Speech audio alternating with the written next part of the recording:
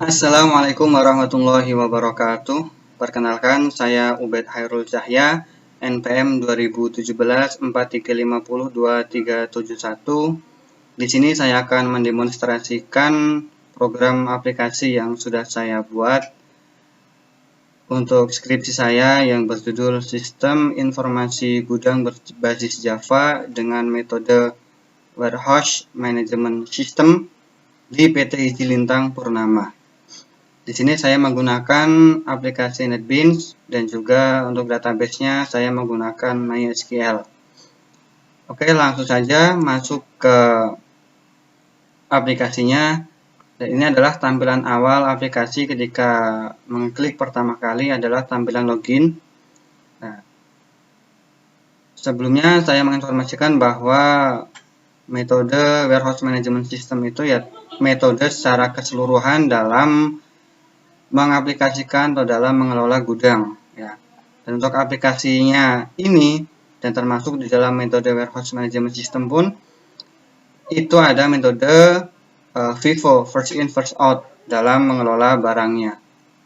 Oke, langsung saja kita masuk ke login. Di sini ada username dan juga password. Username kita isi dengan admin, kemudian passwordnya juga kita isi. Setelah itu kita klik enter. Nah, ini adalah tampilan awal home ya, tampilan halaman utama ketika kita berhasil login. Di sini ada logo perusahaan dan juga ada sedikit informasi tentang aplikasi yang tujuannya untuk mempermudah dalam mengelola gudang ya. Kemudian langsung saja di sini ada beberapa form, yaitu form data barang, kemudian form data customer, ya, kemudian data supplier, setelah itu data pemesanan gudang, kemudian pemesanan customer, dan juga retur barang, serta terakhir laporan. Ya. Nah, kita mulai saja untuk yang data barang. Nah, data barang ini kita isi dengan ID barang, nama barang, dan harga barang. Nah, data barang ini nanti di gudang tujuannya untuk mendata semua barang yang ada di gudang. Mungkin di sini baru beberapa barang yang ada di database yang baru saya input. Ya, mungkin di sini bisa saya tambahkan. Ya, bisa saya tambahkan di sini. Caranya pertama untuk mendapatkan ID barang kita klik tambah. Nah, setelah itu kita isi nama barangnya.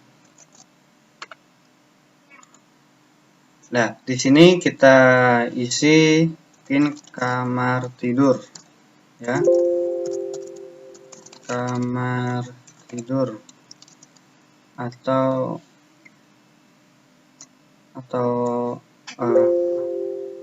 ranjang pasien.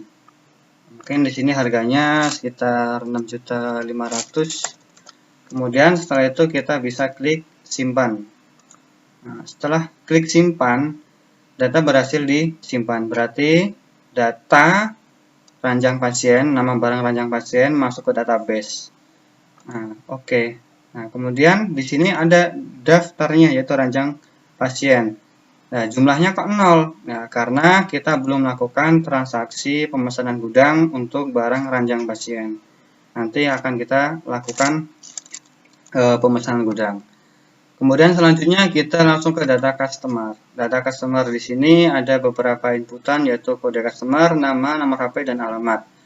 Tujuan di data customer ini supaya nanti dalam proses pemesanan customernya bisa lebih mudah dalam mendatanya. Kemudian langkah pertama yang akan kita lakukan untuk mendata customer adalah klik tambah. Setelah klik tambah, di sini kita klik nama siapa. Mungkin namanya di situ Hasan. Nah, namanya Hasan. Kemudian nomor HP-nya mungkin 087. Nah, mungkin ini. Kemudian alamatnya Jalan Gotong Royong, Cipayung. Baik, setelah itu kita klik simpan. Nah, ketika data berhasil disimpan, maka akan ada notifikasi seperti ini, data berhasil disimpan. Kemudian kita klik OK. Secara otomatis customer yang bernama Hasan masuk ke dalam database, ya, dan mendapatkan ID customer. Nah, selanjutnya kita langsung ke data supplier. Nah, data supplier ini digunakan, ya, bertujuan supaya ketika nanti supplier melakukan pengiriman barang atau mungkin dari pihak gudang melakukan pemesanan barang kepada supplier, nah ini nanti bisa dipanggil dan nanti bisa digunakan sebagai pemesanan gudang. Kita klik tambah, ID suppliernya otomatis terisi, kemudian klik nama suppliernya, di sini PT Ubaidillah. Nah, PT Ubaidillah, nomor HP-nya 81. Nah, seperti ini. Kemudian alamatnya Jakarta Utara. Ketika sudah selesai, kita klik simpan. Nah, maka akan muncul pesan data berhasil disimpan dan PT Ubaidillah suppliernya ada di dalam database, di tabel database ini. Setelah itu kita lanjut ke pemesanan gudang. Nah, di sini kita klik tambah untuk mendapatkan ID pemesanannya. Nah, di sini ada BM 0013. Kemudian kita sudah ada tanggalnya, tanggal hari ini, dan juga ID barang. Mungkin tadi kita ingin barang yang terakhir tadi, mungkin ranjang pasien. Tadi kan BR 007. Setelah itu kita ke supplier yang PT Ubaidillah. Nah, seperti ini. Harga sudah otomatis masuk ke dalam file dan kemudian kuantitinya kita mungkin memesan 100 atau mungkin 60 saja. Saya klik enter. Setelah klik enter, otomatis ini total harganya tertera, kemudian kita klik simpan. Nah, setelah data berhasil disimpan, kita klik OK. Nah, secara otomatis nanti akan ada faktur pemesanan gudang yang dicetak oleh kepala bagian gudang sebagai bukti bahwa barang itu sudah masuk, karena harus ada tanda tangan dari supplier juga, seperti ini. Dari ID faktur, nama supplier, tanggal, nomor HP, nama barang, kuantiti, harga, dan total. Di sini kepala bagian gudang harus menandatangani dan supplier pun juga harus menandatangani. Oke. Nah, karena sudah ada barang pemesanan gudang, maka data barang pun tadi yang dipesan adalah ranjang pasien otomatis akan masuk, jumlahnya 60 sebagaimana yang dipesan tadi. Nah, setelah itu kita ke pemesanan customer. Pemesanan customer dilakukan ketika ada customer yang akan memesan barang. Ya, kita klik tambah terlebih dahulu supaya mendapatkan ID pemesanannya. Kita pilih ID customer-nya, tadi mungkin Hasan, nama customer-nya, tanggal sesuai tanggal hari ini. Kemudian ID barangnya mungkin tadi ranjang pasien. Nah, dibutuhkan mungkin belinya 5. Nah, tadi si Hasan tadi beli 5 ranjang pasien. Maka ketika klik enter, total harga yang dibayar oleh Hasan kepada perusahaan adalah sebesar ini. Kemudian kita klik simpan. Setelah itu klik simpan. Nah, ketika data berhasil disimpan, klik OK, maka akan muncul nota bayar.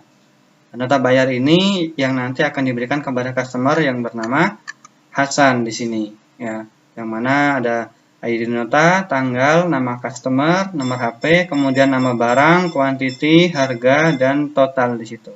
Kemudian ada tanda tangan dari kepala bagian gudang sebagai bukti bahwa sudah lunas. Seperti itu. Baik, kita langsung. Nah, ketika ada pemesanan customer, otomatis barang keluar, maka stok barang pun juga akan berkurang. Sebagaimana ranjang pasien tadi pesan 5, dari 60 sekarang menjadi 55, otomatis stok barangnya berkurang. Lanjut kita ke retur barang. Nah, barang yang dipesan oleh gudang ternyata kok ada yang rusak dari suppliernya, maka akan dilakukan retur barang atau pengembalian barang. Maka di sini ada retur barang. Caranya kita klik tambah supaya mendapatkan ID returnya, kemudian tanggal tertera hari ini atau bisa diganti bisa. Kemudian kita pilih barangnya apa, mungkin tadi ranjang pasien, kemudian suppliernya tadi yang kita order ranjang pasien tadi adalah PT Ubaidillah. Kemudian tadi berapa? Mungkin yang rusak ada 5. Besi patah, mungkin besinya patah. Setelah itu kita klik simpan. Nah, ketika sudah berhasil disimpan, maka ada notifikasi seperti ini dan ketika diklik OK akan muncul retur barang atau faktur retur barang kepada supplier PT Ubaidillah. Ada ID faktur, nama supplier, tanggal, nomor HP suppliernya, kemudian ada nama barang, kuantiti, dan keterangan. Seperti ini. Harus ada tanda tangan dari kepala bagian gudang dan juga dari suppliernya. Oke, lanjut kita ke laporan. Nah, di laporan ini ada 4 laporan, yaitu laporan stok barang, laporan barang masuk, laporan barang keluar, dan juga laporan retur barang. Oke, langsung saja. Kita klik cetak laporan untuk stok barangnya. Nah, pada hari ini, hari Senin tanggal 23 Agustus, barang yang ada di gudang saat ini adalah seperti ini. Contohnya tadi untuk ranjang pasien tersedia 50 buah. Tadi pertama stoknya 60, ada yang beli 5 dan ada yang dikembalikan 5 karena rusak sehingga tinggal 50 buah. Nah, laporan ini harus ada tanda tangan dari kepala bagian gudang dan juga dari direktur sebagai bukti ya bahwa stok barang pada periode ini adalah segini. Baik, selanjutnya untuk laporan barang masuk.